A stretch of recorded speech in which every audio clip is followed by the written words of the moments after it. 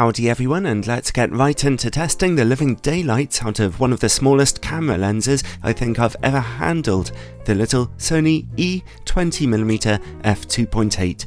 It's an autofocus pancake lens for Sony's E-mount cameras, and it covers an APS-C image circle. If you mount it onto one of Sony's full-frame cameras, you'll just see a ton of vignetting in the corners, unless you shoot in crop mode, of course. It costs £250 in the UK, or about $300 US. This lens has a slightly bigger brother, the 16mm f2.8, which gives slightly more dramatically wide-angle pictures, but has very weak image quality in its corners. Well, this 20mm version gives a more moderate wide angle, the full frame equivalent of 30mm, so a little more suitable for everyday photography, and it supposedly has better image quality. Well, we'll see about that in a minute. A noticeable difference in build quality is that the 20mm lens is even smaller than the 16. It really is absolutely tiny and really lightweight, and when mounted onto a very small camera like this Sony A5100, the combination is quite pocketable really. It's made of metal and it feels really nice and solid. Its only control point is a very thin manual focus ring, which turns very smoothly, and the camera responds well when you turn it. The autofocus motor works silently, which is nice, but only averagely fast, with just a little focus hunting. The lens comes with one of these funky hoods, which will be somewhat helpful to use on a sunny day. Kinda ruins the lens's small size, but then again, what else would you expect? And the lens also has a 49mm filter thread for very small filters. On the whole, perfect build quality really, especially nice to see in one of Sony's oldest E-mount lenses. But more importantly, let's look at image quality. It may be an older lens, but I'll be challenging it on a 24MP APS-C camera, a Sony A5100. At f2.8, in the middle of the image, the lens is razor sharp with good contrast.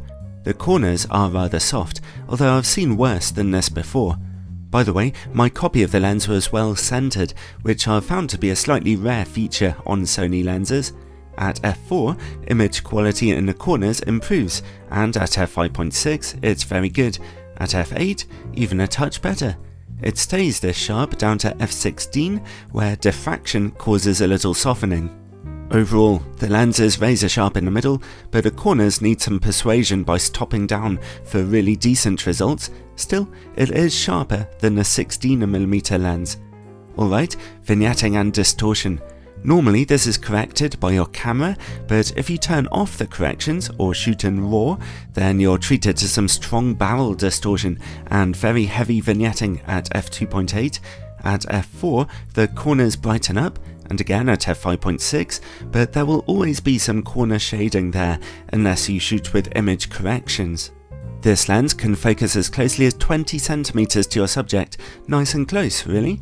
Like a large number of Sony lenses I've tested, at the widest aperture we see some softness and strong colour fringing. The good news though is that you only have to stop down to f4 to see a huge improvement, and at f5.6 we see perfect close-up image quality. Next, work against bright lights. We see just a little loss of contrast here and flaring, and more noticeably at particular angles. It's quite a good performance really, but the lens hood will be useful in critical situations. Finally, bokeh. This lens's raison d'etre is certainly not to get you images with jaw-droppingly out of focus backgrounds. You'll have to get very close to your subject for that in this case. When you do manage to throw your backgrounds out a bit, they look reasonably nice and soft.